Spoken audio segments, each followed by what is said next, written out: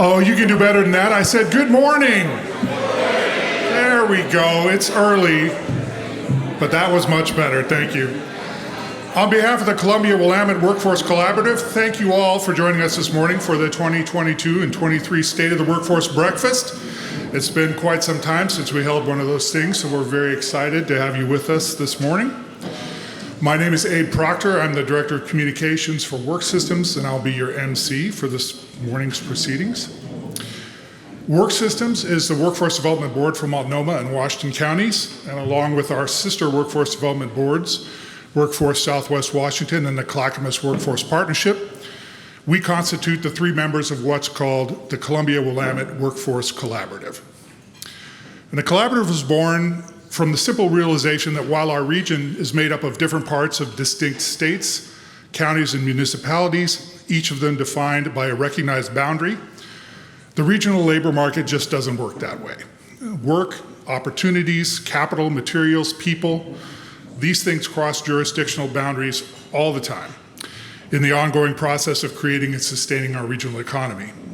And all of these things must be considered in a regional context if we are to ensure a just, equitable, and prosperous future for everyone in our community. In other words, our regional economy is interconnected in ways that don't recognize borders and boundaries. The term we've come up with for this is labor shed.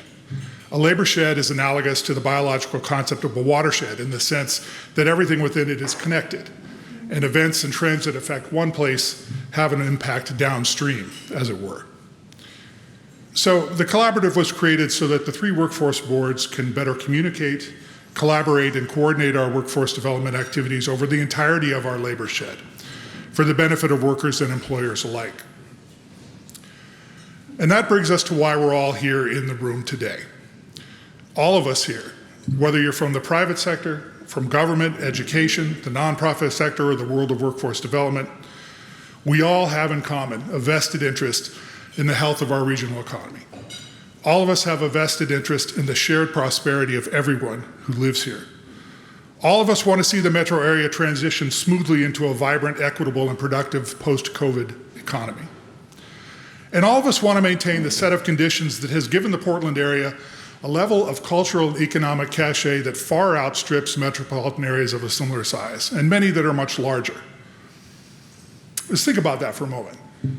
We've really managed to capture lightning in a bottle here in the Portland area. For a couple of decades now, we've attracted legions of smart, educated, motivated, and innovative people, all who want to make Portland the area their home. Portland became the place everybody knows about and the place everybody wants to be. And this is something we can't put a price on. And that's why this moment in time is so critical for us as a region. How we're able to navigate the transition out of the pandemic will have far-reaching implications for our economy and our people, and will have a lasting impact on whether the Portland area will remain the place that we've all come to love.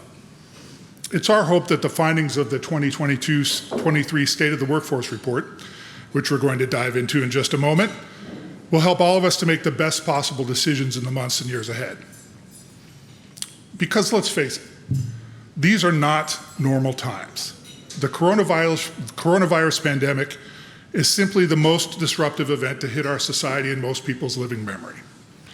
I think we need to look back as far as the Great Depression or the Second World War to find another time when patterns of life and work were so profoundly disrupted as they have been over the past 3 years. And what's happening now is that we're emerging from the pandemic and we're reaching toward a new equilibrium, a new normal. And our job is to ensure that the new normal embraces and elevates everyone in our region, and that the communities hit the hardest by the pandemic are front and center for the new opportunities that we create together. So on that note, we've reached the point in today's proceedings where it's time for us all to take out our cell phones. You didn't think it would go like that, did you?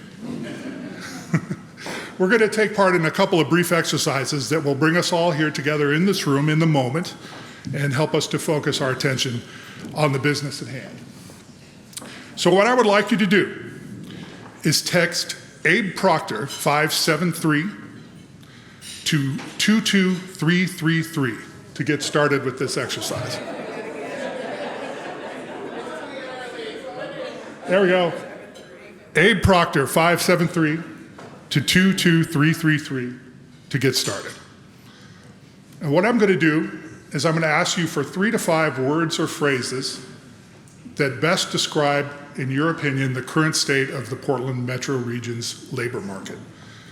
If your responses are single words, you can enter them all at once, separated by a space. If your response is a phrase, use a different text for each phrase.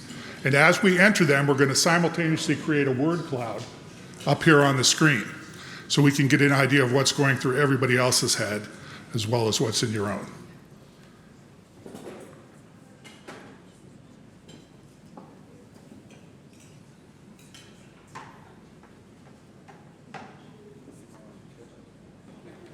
Well, someone's got it.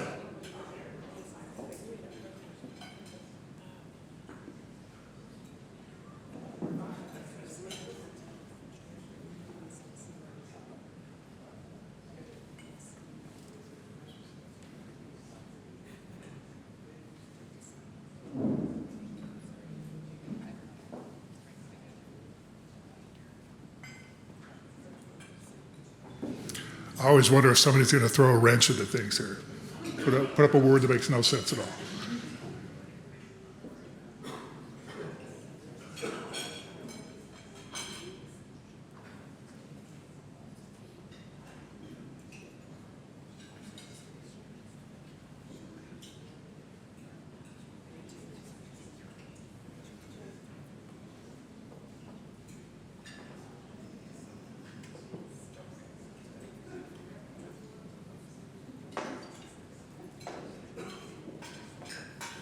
We're seeing some themes emerge here. Opportunity being the most prominent, obviously, but clearly people are feeling that this is a time of transition, of flux, and of risk.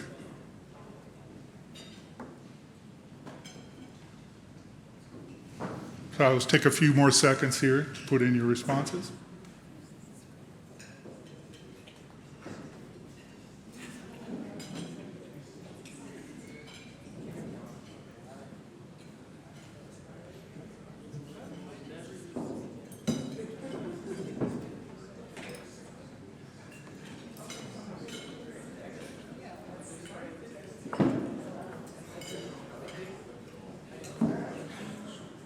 Okay.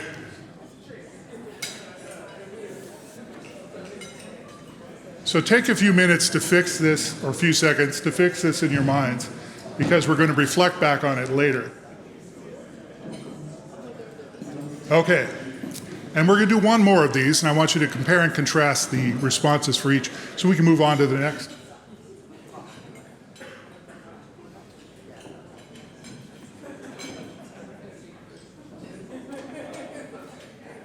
Now I want you to do the same thing, but this time I want 3 to 5 words or phrases that describe the challenges that face the labor market in both the near term and longer term future. Sketchy.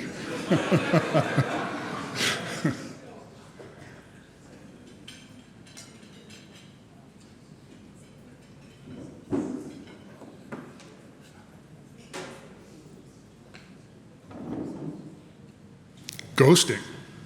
This wasn't about people's dating life. This is about the labor market.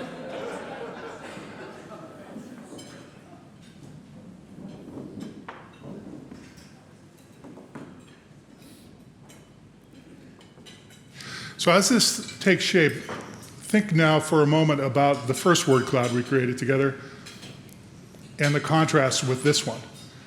There was some evidence of uncertainty and of flux and of transition in the first one, but they're definitely coming out now. So I think this underscores the fact that we are profoundly in a moment of transition right now, which means the decisions we make are going to have profound implications over the coming years.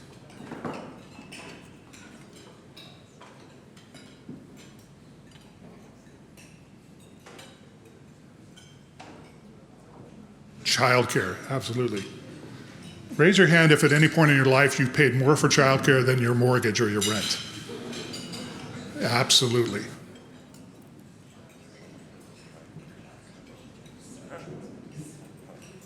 Okay, I think we'll leave it there. We're going to share these with everybody after the gathering. So take a look at there, fix that in your mind. And again, we're going to reflect back on these later in the proceedings.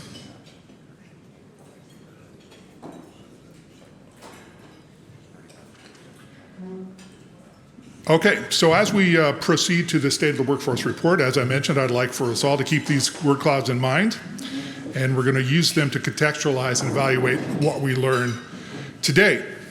So now we're on to the meat of the program, and so without further ado, it's my great pleasure to introduce to you WorkSystem's own resident labor market economist, and quite possibly the smartest person in the room today, Dr. Liza Moorhead.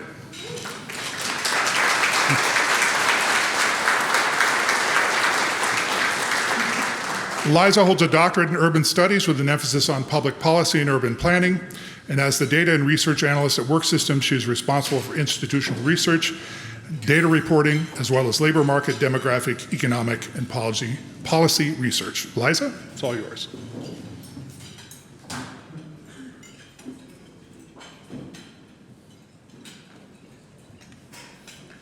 Do we have the worker?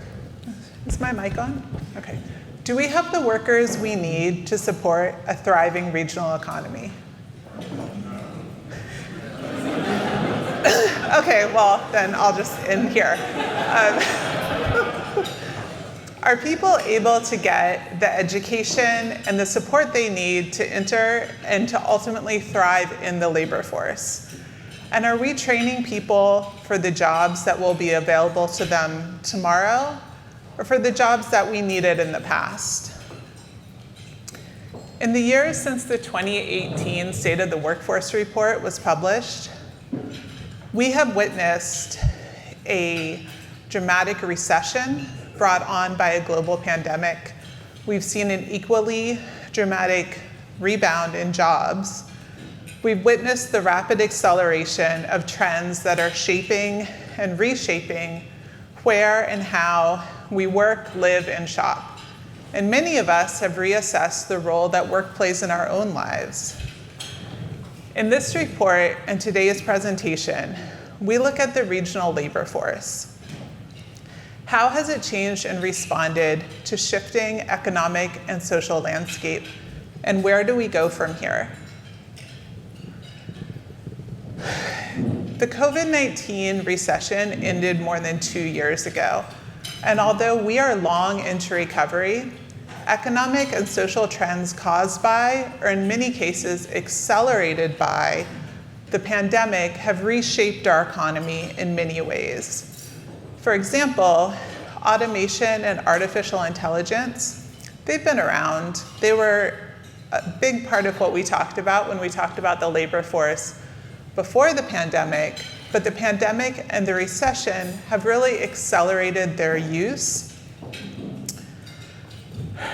Today I'm going to be talking about the labor force. What does today's labor force look like? How are trends and public policies around immigration shaping the labor force? What about a declining birth rate and an accelerating rate of retirement? And how are support services like the availability, or in many cases the lack of availability of childcare, impacting who has the opportunity to participate in the labor force? The pandemic interrupted education for tens of thousands of students. Understaffed schools are struggling to make up for learning loss and supporting a student body experiencing really high levels of mental and emotional distress. Teachers, home health care aides, registered nurses, they were already in short supply before the pandemic, but just as some of the schools in our region that trained those workers were closing, the pandemic really accelerated our need and created a crisis of the absence of those workers in our economy.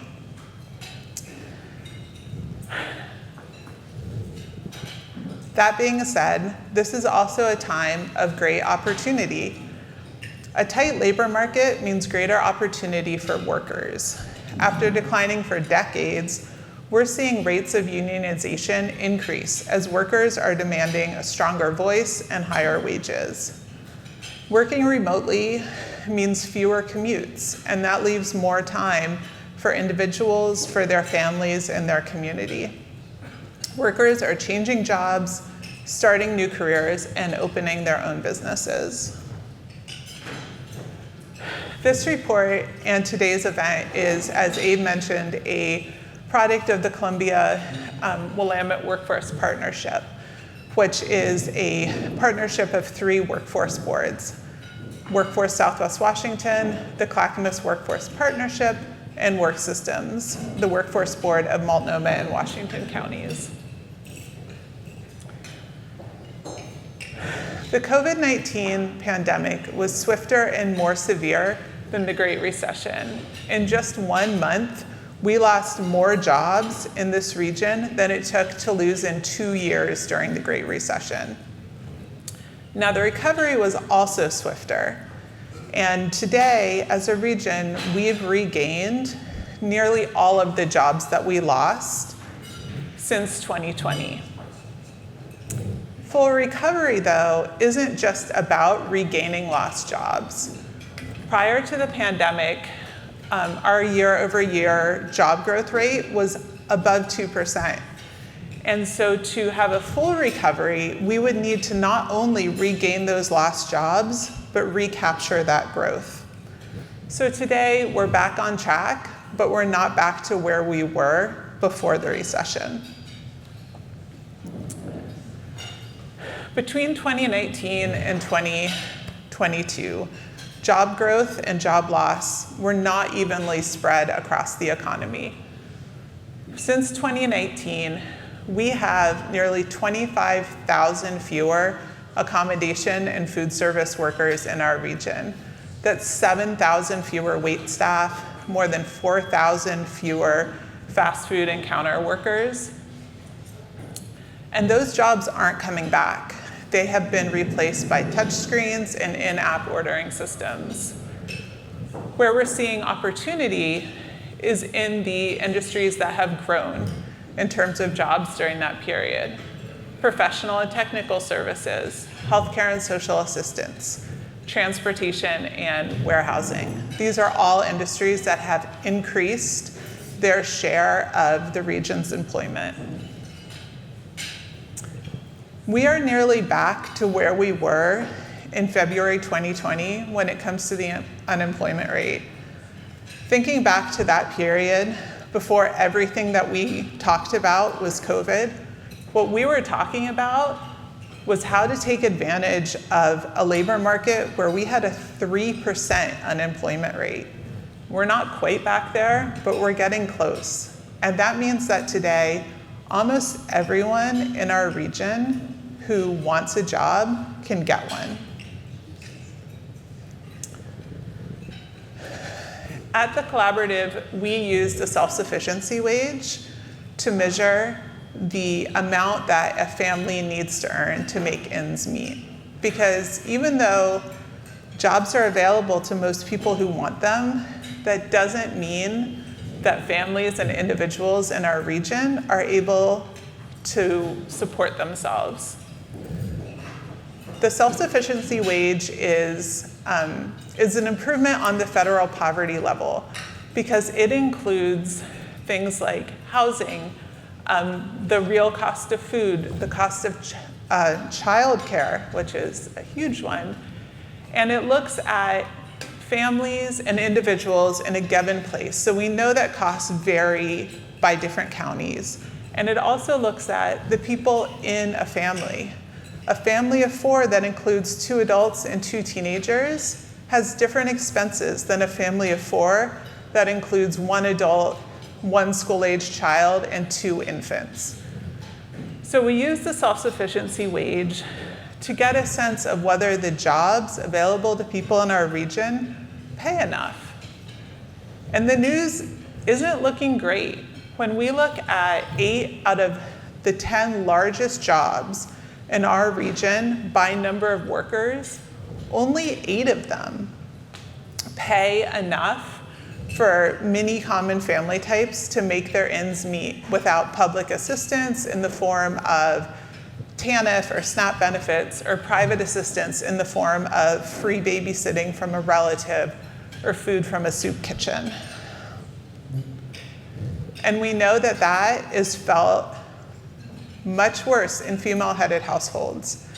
Female-headed households with children are the most likely to be below the poverty level of any household type. And that is even more true when the woman heading that family is a woman of color. Even though we're closing the gap, today women in our region only earn about 81% of what their male counterparts earn. So who are these workers? What does our labor force look like today? Who's participating, and how are public policies and personal decisions playing into that? Today, there are nearly 1.4 million people in our regional labor force, and that makes it the largest that it has ever been at any point in history. And we know that the vast majority of those people, more than 96%, are currently working. And that makes sense because for more than the past 10 years, our labor force has been growing, and it has been growing in nearly every county across our region. So between 2011 and 2021, our labor force increased by more than 16%. All right, so I just told you that our labor force is the largest it's ever been, and that it's been growing pretty rapidly. So why then are there so many employers who are having trouble finding the workers that they need? So the first thing about that is that even though our labor force is the largest it's ever been, our labor force participation rate is not.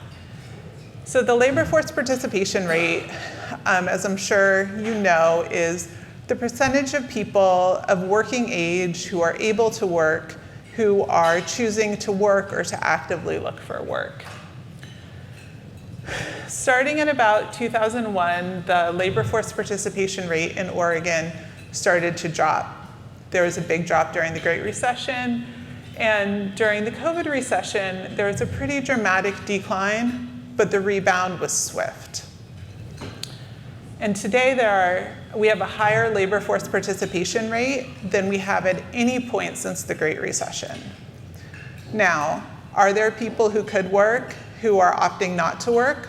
Of course, there are always people who don't participate in the labor market for any number of reasons. But our labor force participation rate is not shockingly low, and in fact, it's rebounded pretty significantly from where it was at any time since the Great Recession. And in our region, it's even higher than this statewide rate. And that's true for all different age groups.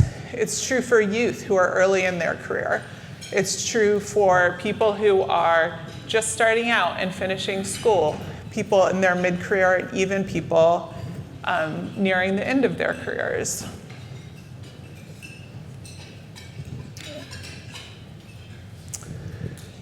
So one of the things that we have seen nationally and locally that's impacting our labor force is immigration. Nationally, immigration has been declining since 2016, and it took a big hit during COVID. Part of that had to do with the disease itself, and part of it had to do with federal policies designed to limit immigration. Since about 2004, more than half of growth in our labor force nationally has been the result of immigration. Immigrants are more likely to participate in the labor force than non-immigrants. And this big decline in immigration is really bringing down the labor force participation rate. We see that across the board with H-1B visas for highly skilled immigrants and for other type of workers as well. We're also seeing a lower birth rate, which translates into fewer workers. In the late 1990s, the birth rate dropped pretty significantly, and that has meant fewer people in that generation who are entering the labor force today. So if you can see the red line on the chart, that shows the difference between the folks who are in their mid to late 20s and the folks in their early to mid 20s. And the difference between those two age groups in our region is about 20%. So there are significantly fewer people in these younger age groups coming up than in the larger or the older generations. And then if we look at those top two bars under the red line, those are youth.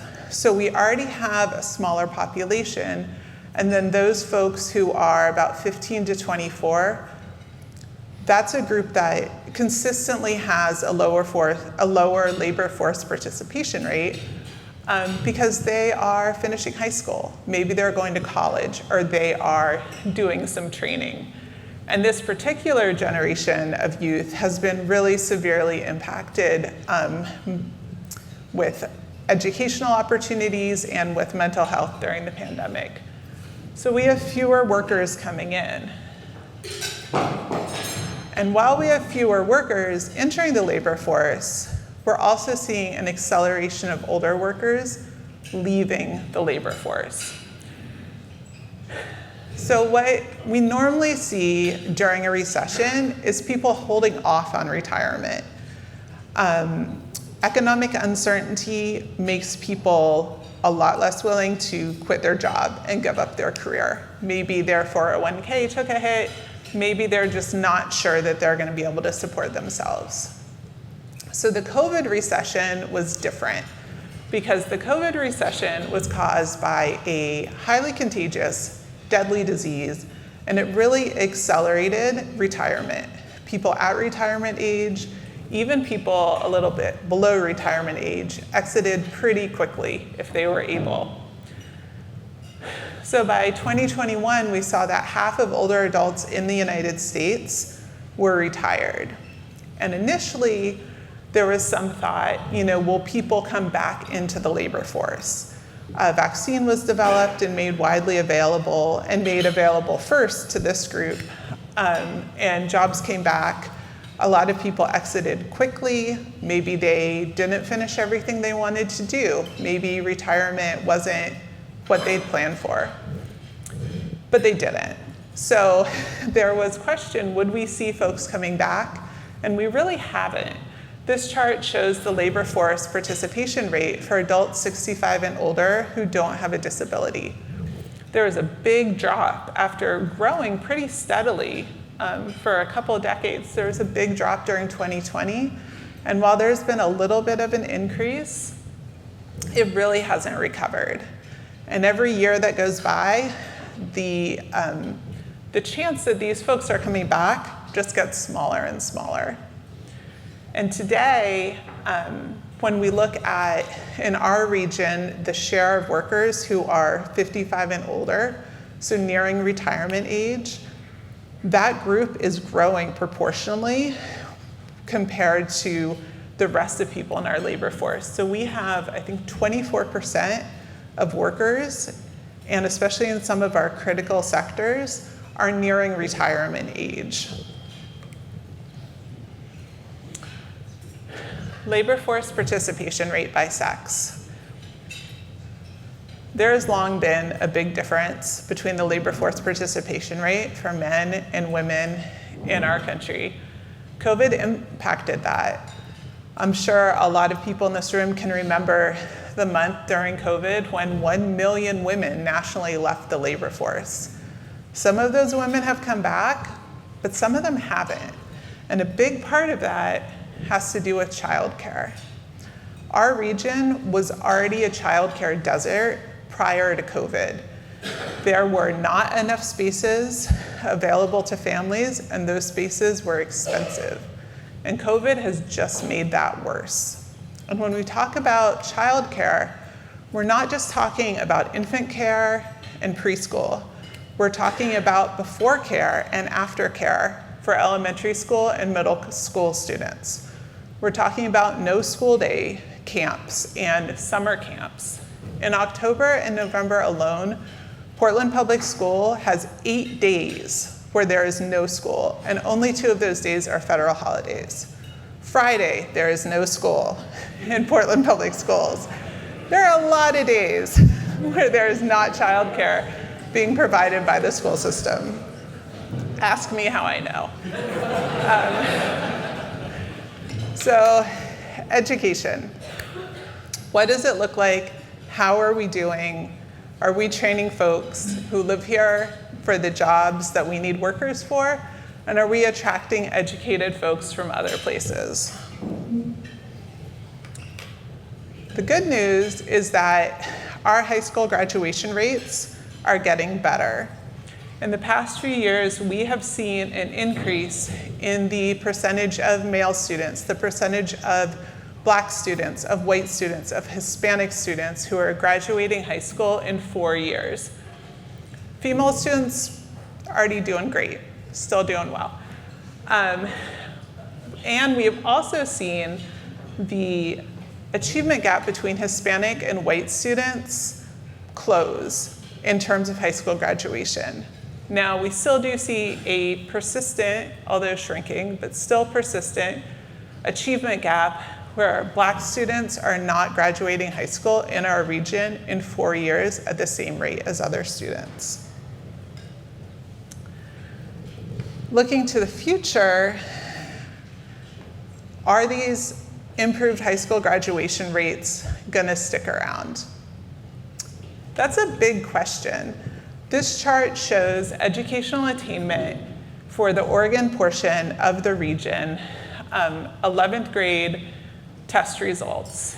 And this is from this past school year, and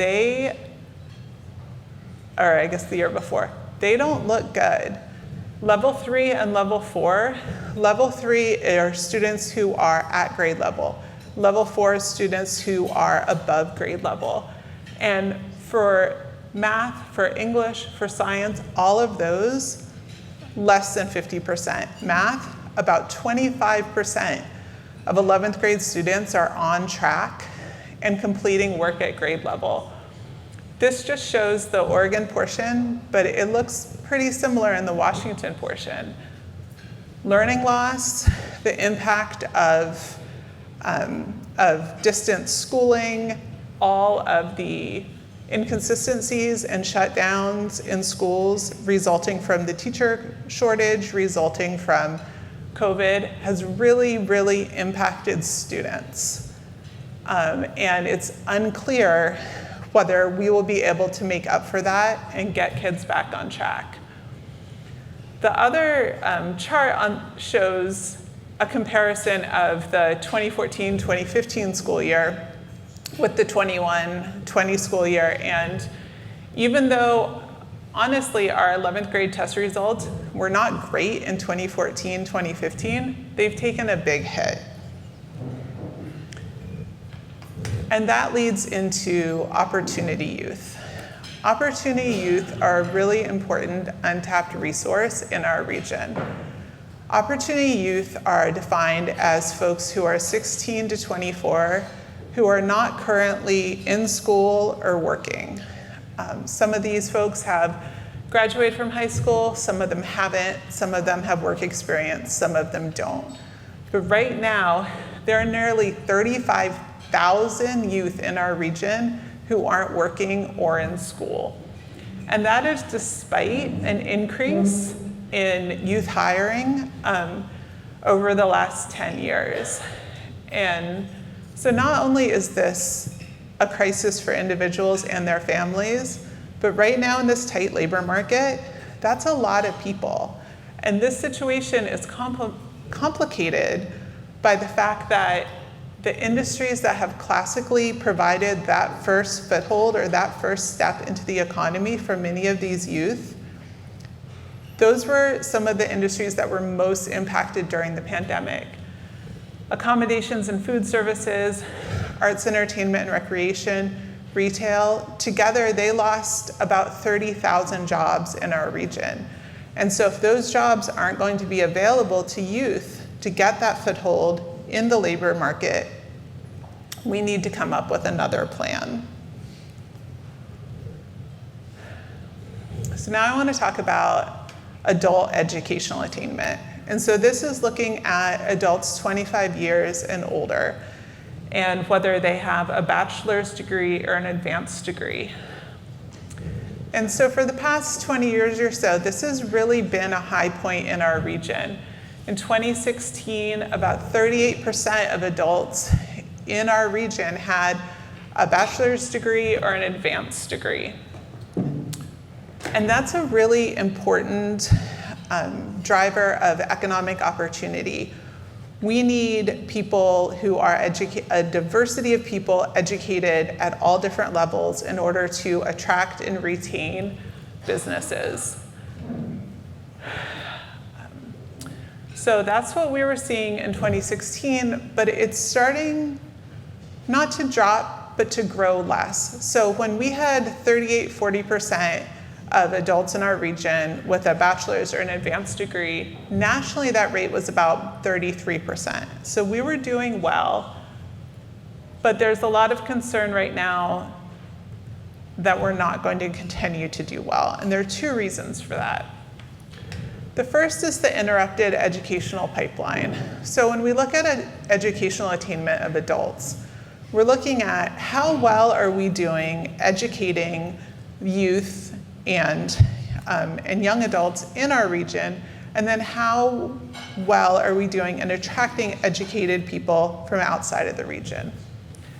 During the pandemic, we saw a big decrease in the number of local folks enrolling in colleges and universities. The most dramatic was Clackamas Community College, where we saw a nearly 30% decline between fall 2019 and fall 2020. But it happened across the board.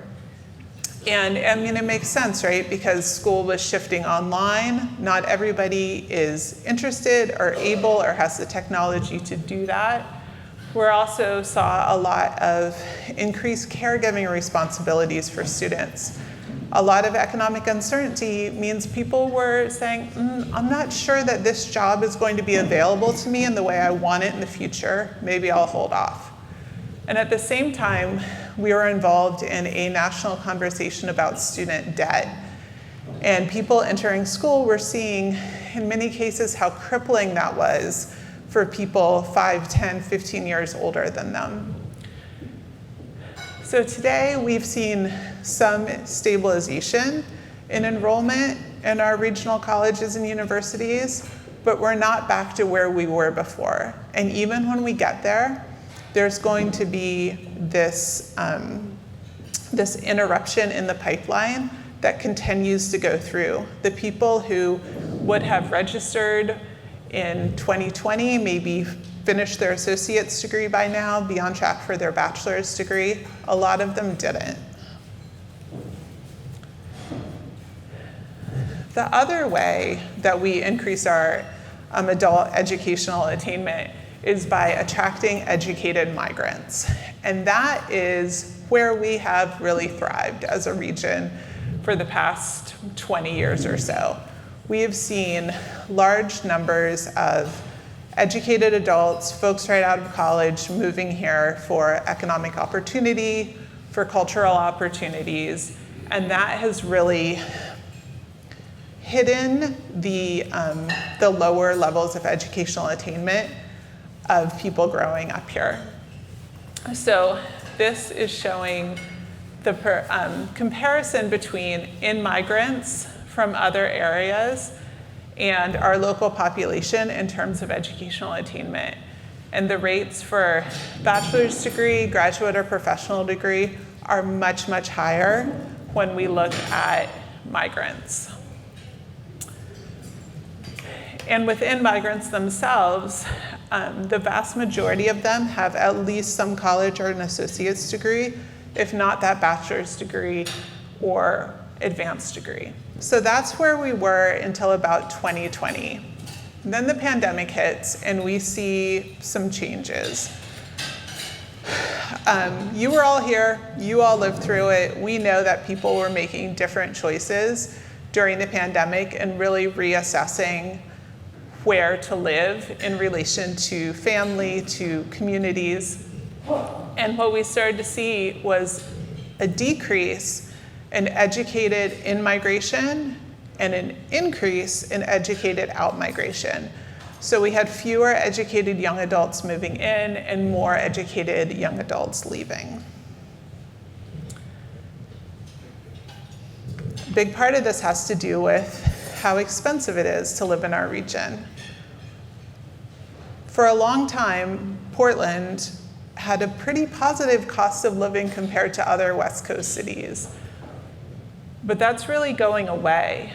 Between December 2019 and December 2022, the cost of all residential housing that was for sale increased by 27%. And sure, today we're seeing that go down a little bit, but that's because interest rates are so high that it's really limiting people's ability to sell their house if they want to buy a new house. And we're also seeing big increases in the cost of rental housing.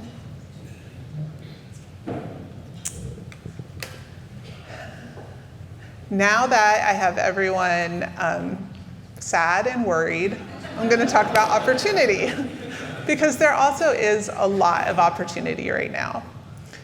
Union representation increased 23% between 2017 and 2021. Today, more workers are taking advantage of union membership to negotiate for higher wages, better benefits, and a voice in workplace policy. We are seeing movement in critical support for workers, and we're seeing workers really be able to move up and demand things from their jobs that they could not in the past. Oregon and Washington both have predictive scheduling laws. It wasn't so long ago that if you worked in food service or in retail, you might have to call into your job every day and say, do you need me to work? What time do you need me to come in? And then you would have to scramble to put together all of the things that allowed you to do that. Today, workers have to get 2 weeks out a written schedule. We've seen Multnomah County start to take steps to implement preschool for all, which once it is fully implemented, will provide childcare without a cost aside from taxes to many families, and that will enable a lot of people to enter the workforce if it comes to fruition. So alone, these efforts aren't going to close the gap, but they are indications of a wider understanding that we all need to participate in lowering barriers to labor force participation, and that employers need to be held to account when it comes to labor practices. One of the things that I know many people in this room are concerned about, many people in general are concerned about, is finding workers. The data on this slide, unfortunately, it's just for the Oregon portion of the region. It comes from a report put out by the Oregon Employment Department, but it's similar throughout the region. So this is looking at jobs that are persistently hard to fill. And one of the things that most of these jobs have in common is that they pay $25 or less per hour. And in our region, that's not a ton of money. And so while this isn't good news for the employers who are trying to fill these jobs, it is good news for the workers who have more opportunity and are able to negotiate for higher wages or to find a job that pays more to support themselves, their families, their pets. We are looking into the future. We anticipate positive job growth, and that is across multiple sectors of our economy. Looking at some of the jobs that we know are in high demand now and are going to continue to be in high demand, we're anticipating positive growth in some really good jobs. looking at registered nurses, software developers, electricians. All of these are jobs that pay a high wage and have a lot of opportunity for career change and advancement. There are also jobs that require quite a bit of training. Nurses and software developers need a bachelor's degree. Electricians need to go through an apprenticeship. But we know that these jobs are going to continue to grow and be in demand.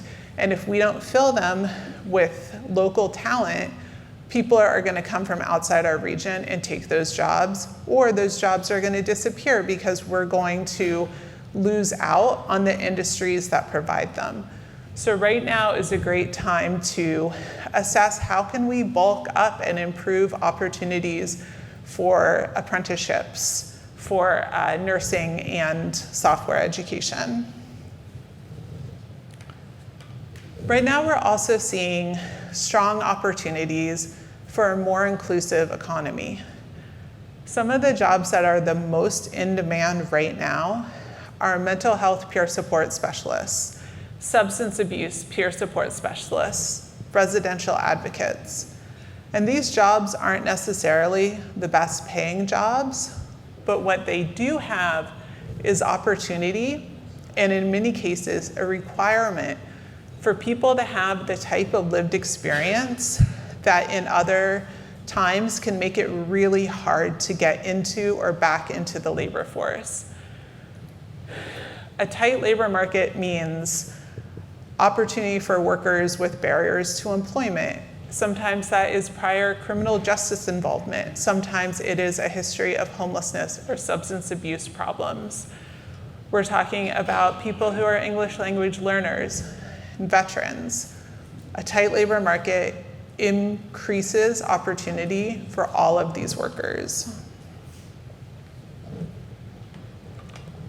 Employers who are competing for workers, there's also opportunity for them. Employers who are competing for workers can benefit from assessing the jobs that they offer to identify areas for improvement. Now, the obvious one is wages, but of course not every employer can pay the highest wages or can pay high wages at all. And that is part of the reason why the Collaborative has developed this quality jobs framework that identifies areas that are really important to people when they are looking at entering or participating in the labor market, and provides a playbook for employers to look at the jobs that they offer, see where they can become more competitive and compete for some of those workers. Because we know that wages are important, but right now, and especially after the last 3 years, we know a lot of other things are really important to workers. The ability to work from home if that's possible, to have predictive scheduling, to be able to look ahead and see opportunities for training and advancement in their careers. So this is something that we are launching now, and you'll be hearing a lot more about in the future. I know that you want me to stay here and talk all day about this, which I could do, but I won't. So how do you learn more about the state of the workforce? The report, the 2022-2023 report has just been finalized. It is available on the websites of all 3 workforce boards, which you can reach from the QR codes on your website. And we will also be delivering it to your inbox later this week.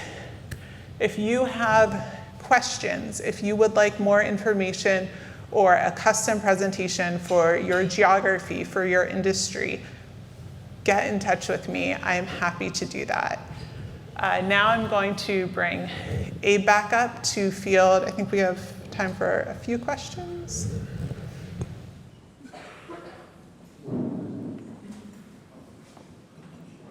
Step over this way. I'll step to the podium. Great. We didn't rehearse this. Sorry about that. How about a round of applause for Liza?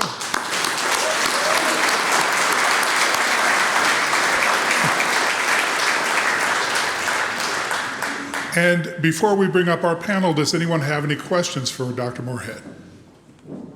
Don't be shy. I have one. Certainly. So I was encouraged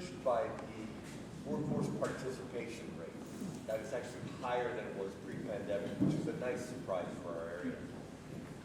I feel a lot of it has to do with wage appreciation that went along with it. What's the driver? What would you say is one or two drivers in that participation rate being higher? Is it wages and the successive wage increases that we've given to bring workers back? I think that wages definitely play a big part in it. When you think about why people opt into the labor force, think about what makes a good job. So wages are a good one. Right now we're seeing a ton of flexibility in how people can work, and that's a big one too. We anticipated more of a decrease, a continuing decrease, because initially so many families were able to save money, people shifted around the way that they were living, and so more families were maybe making it on one income. But people were coming back. I think that people want to work and they just need the supports to get into the labor force.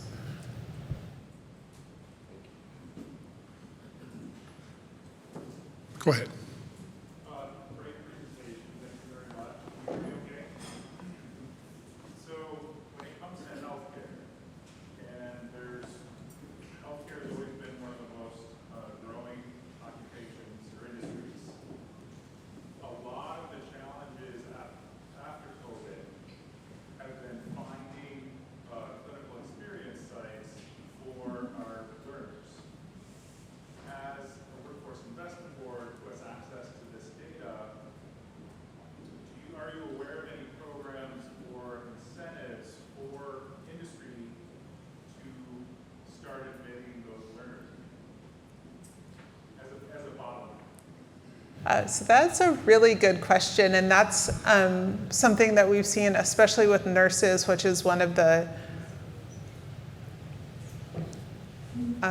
kind of the most severe crises we're seeing right now, is a lack of training opportunities. And it's not just those clinical placements, it's just availability in schools. And that was a long-running problem. Like, we knew that was coming before the pandemic. As far as incentives, I do not know. I am not the person at Work Systems that would know that, but there are people who do. So let's connect afterwards and I can find those people for you. Any other questions? Over here, go ahead. Let's go to the woman in red. All right. Can you talk a little bit about the opportunities with underserved and underrepresented populations within kind of, the growing sectors, and ways in which employers can kind of, is there an opportunity there, I guess, to help build up that participation rate, especially with COVID, as we look at changes in how we do things? Yeah, what I'll do is give you an example. And so this is one of the kind of most exciting workforce events that I ever went to. And it was put on by the Clackamas Workforce Partnership 4 years ago. And it was looking at second chance employment. And so at that event, they had a panel of folks who represented all of these different concerns that employers would have about second chance employment. There was someone from HR talking about possible anticipated problems of hiring people with criminal justice involvement. And there was someone from an insurance company who was talking about that. And so there are all of these different questions or concerns that employers would have, and there are people on the panel talking to that to address uncertainty. Is it safe for me to hire someone with criminal justice background? What if something happens while they work for me? How will that impact my insurance rates? What do I need to know about having them as an employer? And I think that right now, when workers are in such high demand, it could be really valuable to have more events like that, where employers can come and openly voice their concerns and learn how to have a higher comfort level and also how to navigate any anticipated challenges. Sir? Early commentary, new Governor Kotek, can you make any kind of comment on how engaged you are with her so far? Is she aware of the problems and the opportunities that we covered this morning? I am going to hold that one for the panel. I think the panel of executive directors are going to. Any more questions? Where are we looking? Okay. Thank you very much, Dr. Moorhead. Appreciate it.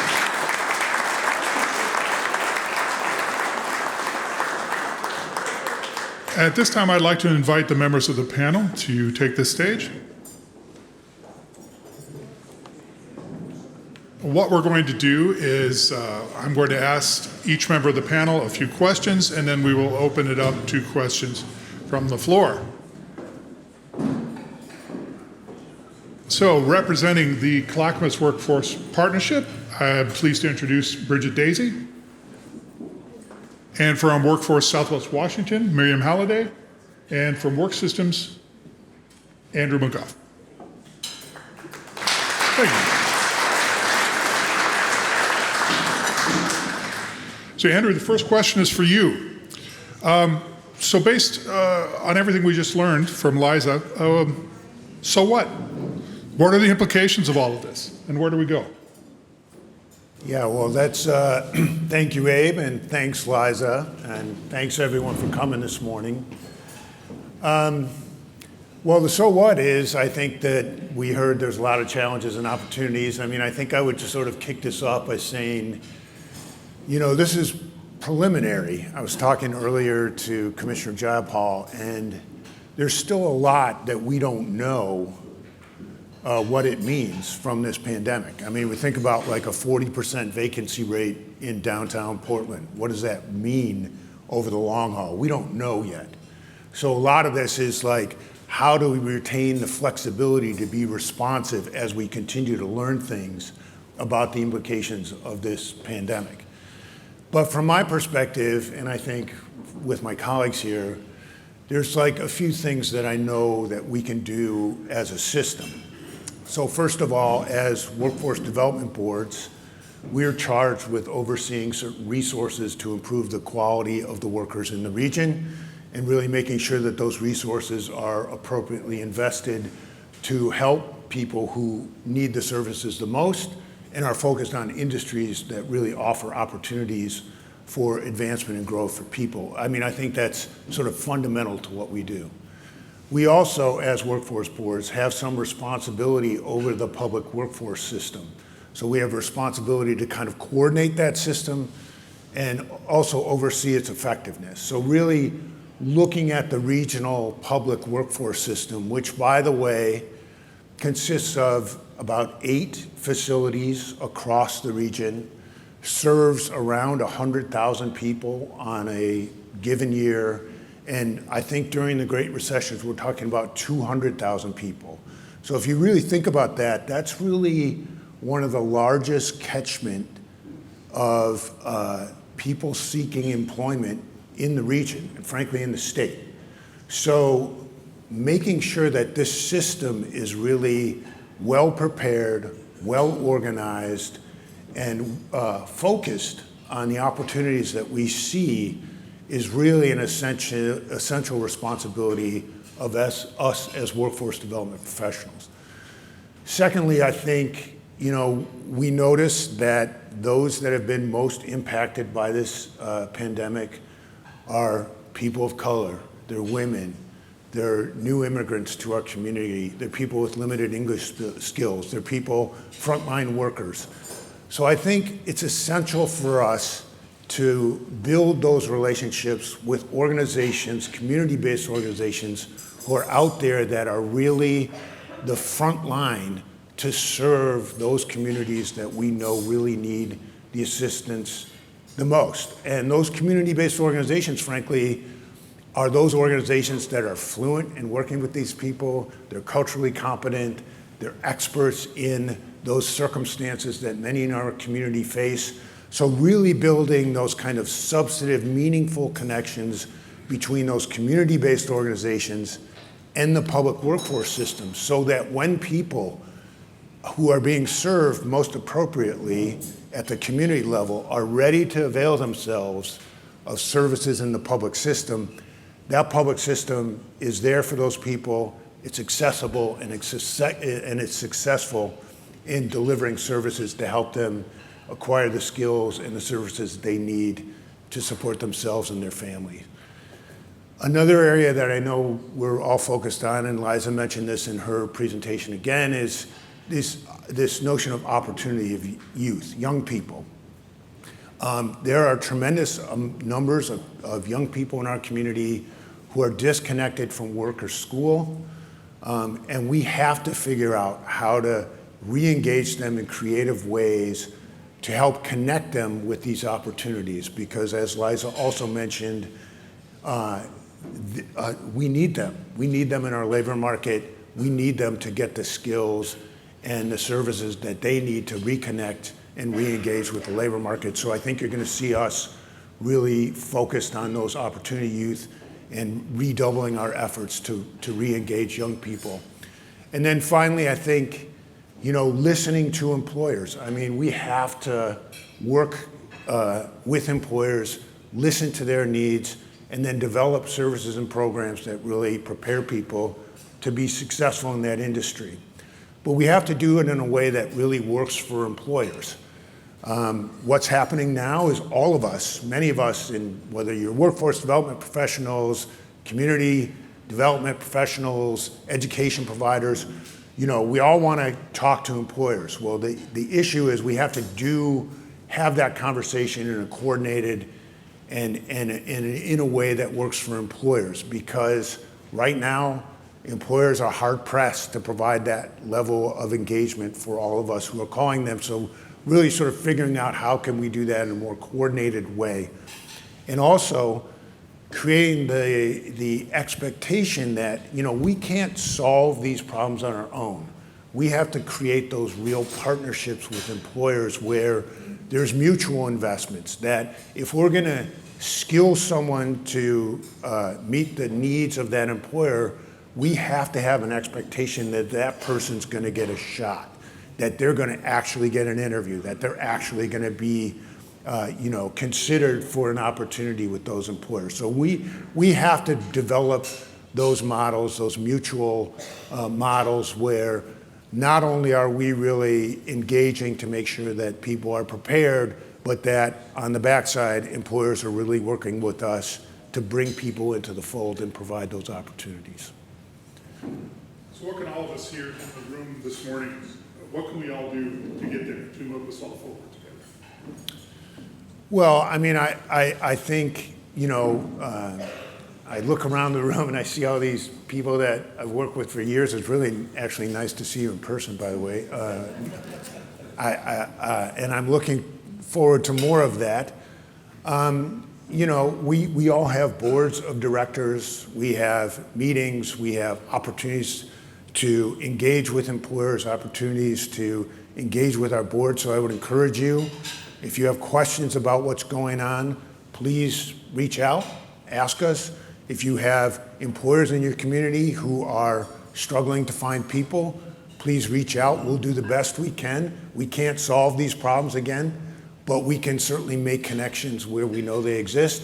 And if it's a new opportunity, then we can work together to figure out, is there ways that we can creatively engage people and solve those issues. So, I mean, I think it's a matter of picking up the phone and reaching out, and we're eager to be of help. All right, Miriam, the next question is for you. We've been discussing this morning the importance of creating a truly inclusive regional economy that lifts the fortunes of everyone here. So what would that inclusive economy look like? I think, to start that answer off, I think it's not what we currently are in. I think we're used to seeing such disparities across access to housing, access to a good job, access to education when it comes to various identities, so race, gender, and and religion, all sorts of things. I think we've grown somewhat accustomed to seeing that in the data, I will say. And it's, I think, pretty devastating to see that over and over and over again, especially with the pandemic exacerbating a lot of those inequities and disparities. And so I think, generally we wouldn't see that when it comes to labor market information. We would see proportionality when it comes to unemployment rates. We'd see, pay equity across multiple different identities. I think also, our society, our policies, the way in which we operate really comes from a mindset of scarcity, this idea that there just isn't enough for everyone. And I think it will take all of us to really push back on that and to really rethink that there is enough for us all, and that we just need to get creative in what that looks like. And a big part of that, to Andrew's point, is partnership. I think, we have done, I think, a quality job of partnership development across our region for our workforce development boards over the years. And, our various board of directors. I think there's a lot of work to be done when it comes to sharing standards and outcomes and expectations when it comes to partnership as well. So one great example, I think, that is currently working is in partnership with the Greater Portland Inc. I think I saw Brett over there. And it's specifically the Comprehensive Economic Development Plan. And so having this concerted effort that's shared across the region, both public and private, around wanting to see, the desire to see, the commitment to see an equitable economy, I think is a great start. And we're 100% committed to that as the Regional Workforce Collaborative, as it relates specifically to quality jobs. So I think partnership development, true, not transactional, but mutually beneficial partnership is key. And I think, an active collective will is really important too. There's a lot of passion in this room. I've talked to a number of you before we kicked it off, and we have to harness that and work together in a way where there is enough room for everyone at the table. So what is the role then of the Columbia-Willamette Workforce Collaborative and our network of community partners in supporting the development of an inclusive economy? There's a lot of, so I've been with the Workforce Board now going on 7 years, and in this role for about a year. And I've just always been very impressed with the ability to be a neutral convener and facilitator of conversations for the Workforce Board to really, truly want the best for the community. The outcome is quality employment. Is how can we, ensure that everyone in our community across our region has access to a good job, and having that be, the consistent messaging across the workforce boards really sets, I think, a fantastic table for that facilitation of these conversations that can be really difficult and can get political and can be hard, but are incredibly important to actualize that economy that we want. We also have a large, Andrew mentioned, we have, many connections when it comes to state, local leadership. And also we have investments from the federal government that we can partner with other investors in the community to really have collective impact. And so there's a number of ways. Those are the ways that I think I've been most impressed with our regional workforce boards specifically. Now, you talked about moving past just talking about an inclusive economy to actualizing that economy. What is that going to take? Oh gosh. It's an easy one. Yeah, I mean, I think we can't just show up. I see, I think we're all excited to some degree, maybe a little nervous about coming back in person, whatever. But we can't just show up for things. I think we have to actively participate as well. I think that you have to look around the room and think who's not here and who needs to be here. And I'm, constantly thinking who should be at the table when making this decision. I really do it comes back to that collective will and commitment and the passion and being able to have hope. And so, I think everyone in this room has, most that I've talked to at least, have that hope and that passion So I guess connecting with each other and having strong connections, leaning on one another, depending on one another, both as individuals and organizations and businesses, I think that would be a really positive step. All right. Bridget, the next question is for you. We heard Miriam just mention quality jobs, and we heard Liza mention it also in her presentation. So tell us about the Collaborative's Quality Jobs Framework and why it's integral to the creation of a truly inclusive economy for our region. Several of us who've been in the public workforce system for many years have heard the terms high demand, high wage jobs. And that was a big push from the Department of Labor across the country to move more people into those high demand, high wage jobs. That's an outdated term and it's exclusionary. We need to modernize what it is that we're seeking to what we're seeking to create in our community.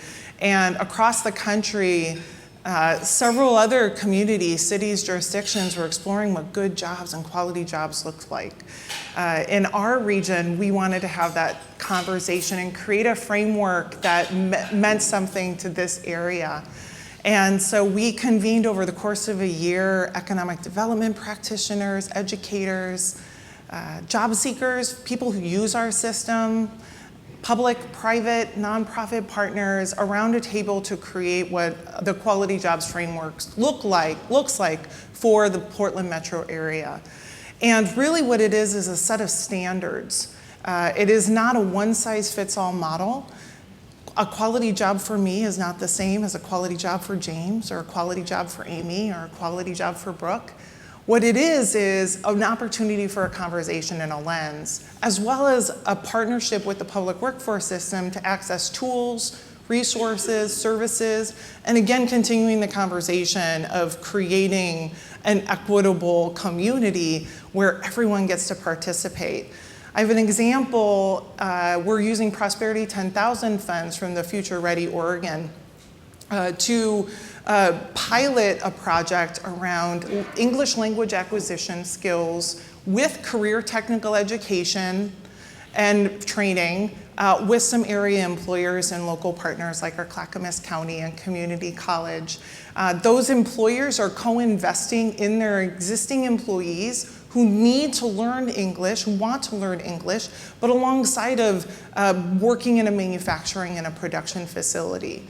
By piloting this, we're creating opportunities for pathways out of poverty, as well as opportunities for advancement. So connected to the Quality Jobs Framework, one of those tenets is advancement and retention opportunities. And those employers want to keep those folks working for them, and they want to give them opportunities to move up. I would also say that, again, a quality job looks different for everyone. And again, only one tenet is around raising wages.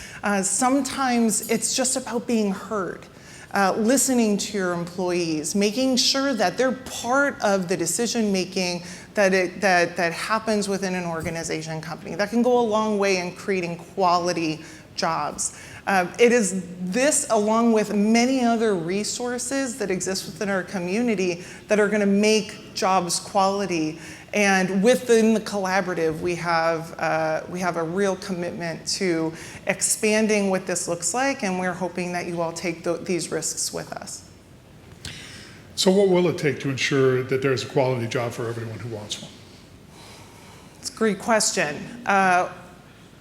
More investment in opportunity, collaboration, changing historical patterns or norms. What we know is that a lot of people may struggle because of a hidden barrier or a barrier to employment or learning. And we need to actively, as a community, break down those barriers, break down the silos that exist between investments. We need a shared economy, and we need to recognize that if there is somebody who is standing behind a cash register checking someone out, they might be the only smile and friendly face that a person sees in their entire day. That's an important job. that needs to be a quality job. Quality jobs goes across industry. We need quality jobs in childcare and adult care. We need quality jobs in human services and healthcare, in construction, technology. Every industry needs to employ quality jobs. And so we need to change that mindset and think differently about what employment looks like in our community. Okay. At this time, we'd like to open the floor for questions from all of you. Have any questions for the panel? Yes, back here. Well, I actually have 3 questions, but I'll start with the first one. So, in the presentation, it was clear from the research that housing and, rising cost of living is a tipping point for growing our economy with diverse, educated youth. How is that going to be addressed? Because I'm in Park County, and of course, housing prices have gone crazy over there too. So how is that something that you can speak to in terms of how that would be addressed? She called it Clark County, so it feels like you have to answer this, Miriam. But Yeah, I mean, good question. I think, when it comes to workforce development, that's what's so awesome, is that it's really comprised of multiple different issues that makes it, having a good job is going to be different based on where you live and based on cost of living and all those pieces too. So, I think from my perspective, from the workforce board perspective, playing a convener role, providing research and data. I think doing what we were able to do today in terms of, really kind of myth busting in a way, just like saying what the data is showing us is really helpful and gets past sort of the constant buzz we hear of misinformation. So I think that's one of our roles in workforce boards, is to provide information that's, tied to the data and what we're seeing. I think as a convener, providing, that space that's, and inviting folks that are expert in housing and policymakers to have that conversation of how is this going to help our economy, and having that bigger picture, I think is really helpful too. And I would say we're all doing that regularly, both at the board level, so our board of director level, and also in the partnership space. I don't think, lack of affordable housing is a challenge across the United States. It's not something specific to our region. And in some ways, I see that as an opportunity for learning. I've always, the workforce board system is across the country. There's over 550 workforce boards in the country, and that is a strength of ours, to be able to reach out and learn from one another. And so that also is another way, to do city by city visits, to learn from others and bring programs that are showing promise to our area. And having that collective will to continue to do that. So I don't have any easy answer, but I think we can play in those specific roles. I would also add that our ability to connect this information, data, partnerships with people and our young people, and helping them understand what does it mean to work in construction, what does it mean to help work in supportive housing services, what does it mean to work in healthcare, because all of those things are going to be necessary in order to build up the bulk of houses that we need. We need builders, we need people who care, we need people who understand what those skill sets are and help to transfer into those. And so by investing through the public workforce system into skill building and talent acquisition, people are able to go into those industries and feel confident that they're in a career that'll last. Yeah, and I think I agree with what everyone's saying. I mean, we can advocate to increase the supply of affordable housing, which I think we all agree we need more housing supply is a challenge for our region. But then again, continuing to focus on occupations that we know allow people to support themselves and their family, and including housing costs in the consideration of what we need to achieve in terms of wages to be considered self-sufficient. And I think that really speaks to our adoption of the self-sufficiency standard, which is a much more accurate way to measure what it takes for an individual to be self-sufficient in our community based on your family circumstances, cost of housing, childcare, all of those other factors. So I think continuing to sort of use more accurate measures about what it means to be self-sufficient, and continuing to share that data, share that information, and advocate for smart policies that help people achieve that self-sufficiency is really, from a workforce perspective, where we can, I think, can have the biggest impact. My second question is, also in the presentation, it was mentioned employers are pressed with their resources to bring in new workers and properly train them. So one of my questions is, how can employers become prepared? How can they become educated in order to be able to take on more workers that they train specifically that may be not fully qualified for that role? We have a couple tools in our toolbox that can help with that. On-the-job training, which is really could be used as a subsidy of the wage in exchange for training from the employer. So if you hire someone who has maybe insufficient skills, but you're willing to provide those skills, there are subsidies potentially available to you in exchange for that training. But I would sort of step back and kind of say, I've been in this business forever. I'm not even going to give people years, but it's been a long time. And I have never encountered an employer who doesn't expect to do on-the-job training. Where I think the challenge arises for employers is when a person is not capable of availing themselves of that training. So for me, the big conversation is, where does the public investment and expectation around that investment stop and start, and when does the private sector investment take over? And I think, to be honest, when you look at like educational achievement and attainment and that kind of stuff, and we see these numbers, I think legitimately employers have been frustrated when they hire people and they don't actually have the skills, the basic skills or the foundational skills that are needed to then be successful on the job.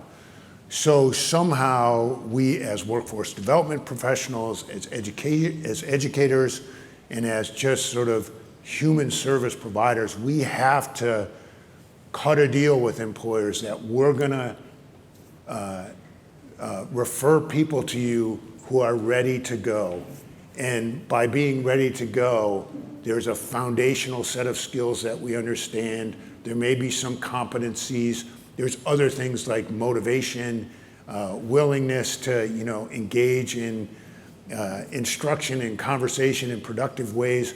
So again, I think that's the sort of crux for me, is where does the public investment stop, and what's intended to be achieved through that public investment, and then when does the private investment take over, and how do we marry those two so that we have a much broader palette of services and resources available to advance those workers. I think we have time for one more. Go ahead, sir. Do you foresee a future where employers are offering housing and/or childcare as a direct compensation? Yes. Yeah, definitely. I mean, I think it's not uncommon in other countries to have support for childcare as a benefit of working for an employer. In Cowlitz County, we really revved up a number of manufacturing employers struggling with shift work specifically, and childcare access for their employees, and was able to do surveys of their employees to see what the actual need was, the ages of the kids, what that type of childcare would have to look like. Having that consortium approach across multiple different companies in a similar sector, I think shows a lot of promise. It opens up that opportunity for smaller companies, mid-sized companies, which is the predominant size of the companies in Southwest Washington, to be able to even consider offering that for their employees. And what that takes is time and resources, I mean, mainly time, which is one of our most valuable resources. So yeah, definitely, I think that's going to be a definite need for our private sector and public sector to consider into the future, for specifically childcare. That's what I can speak to. Will housing go in that direction? Will someone like a university, like universities have access, Yeah. for example, are we in that space because we can only afford to pay a teacher this much, and there's no way they can afford a house? I think all things need to be on the table right now. We need to get, again, creative and take risks together. No one in this room has it all figured out, and no one in this room is doing everything on their own. So we need to work together in partnership with community, especially those with lived experience, to identify what are the solutions that are going to make a difference so that they can recognize their full potential, thrive, and be in community, the same as everyone in this room can. And I do think that housing, public and private invested housing is going to be part of that myriad of services and opportunities that we can explore together. I grew up in the Midwest, and we have a real presence of John Deere. John Deere built houses for its workers because they were experiencing that problem back in the 20th century. We have that problem now, so let's talk about what that could look like in the Portland metro area. All right, I think that's a good place to leave things. How about a round of applause for our panelists?